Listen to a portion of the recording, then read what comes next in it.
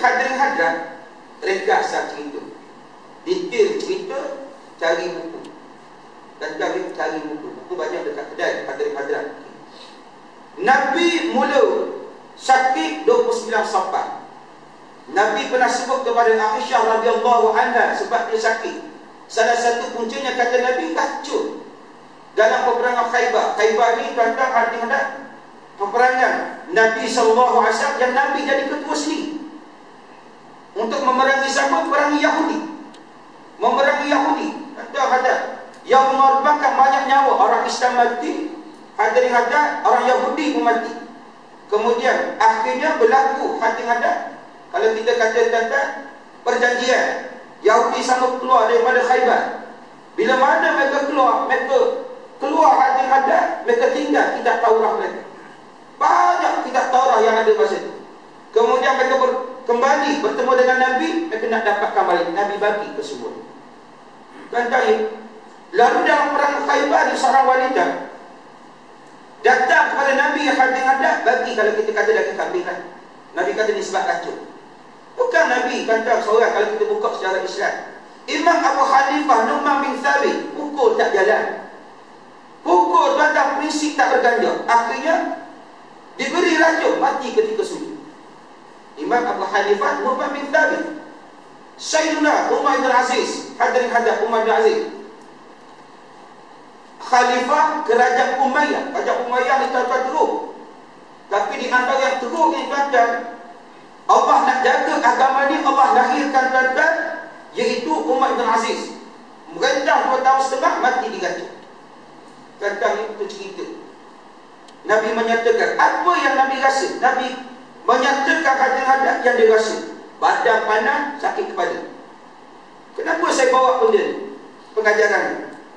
Dalam keadaan Nabi panas kepala, badan dia panas, Nabi tetap datang mengerjakan dengan baik-baik. Nabi tetap datang mengerjakan solat berjemaah. Kita hari ini sihat walafiat, rumah dekat, kan bang, tak datang, tak tahulah datang. Nabi ada tunjuk kepada kita betapa aku jaga ni. Riwayat yang lain hadirin ada pada hari yang lain, Nabi hadap panas sangat. Nabi minta tanda hadirin ada, iaitu sahabat siram dia dengan air.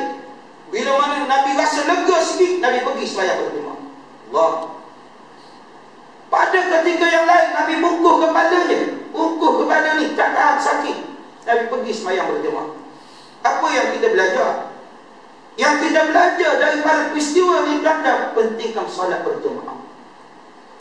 Pentingkan solat berjemaah ni. Dia bukan setakat kita sambut Nabi, tuan-tuan, kita semua nak dengar kisah dia. Tuan-tuan, beramal dengan sunnah Nabi yang ditinggal oleh Nabi SAW. Termasuk ni. Tuan-tuan, satu. Hadirin hadirat muslim muslimat. Okay. Dalam beberapa peristiwa, dalam beberapa hari, Nabi berwasiat kepada para sahabat. Antaranya, Nabi berwasiat, As-salatu wa ma malakat aymanukum. Nabi sebut sembahyang. Bukan sekali. Banyak kali Nabi sebelum wafat, Nabi sebut berkenaan sembahyang. Kenapa sembahyang? Kenapa sembahyang? Dan kenapa orang yang berada di bawah jagaan kamu? Dan kita ambil sembahyang. Kenapa sembahyang? Hari ini, perkara yang diremeh-temehkan orang, sembahyang.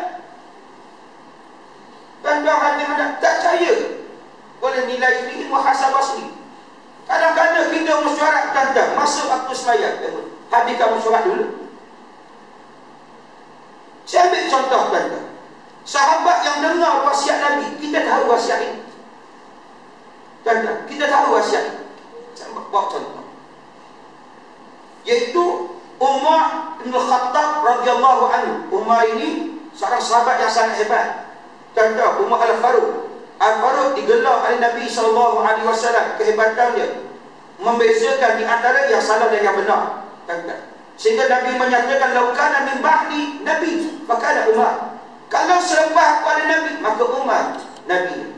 Umar, Nabi menyatakan, ana ma'a Umar wa Umar ma'i wal haqqu ma'a Umar haitsu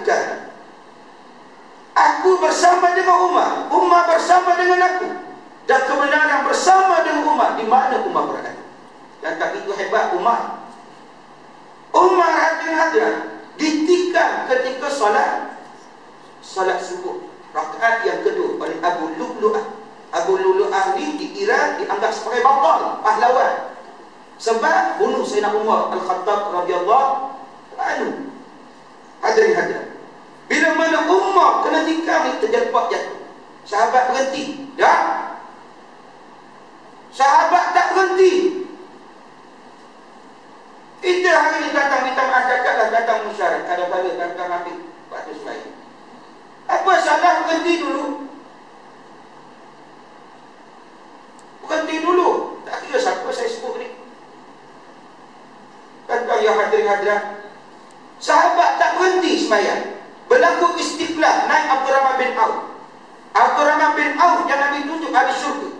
Siapa yang tahu Abdurrahman bin Auf masuk Islam? Sayyidina Abu Bakar As-Siddiq. Hadirin hadirat.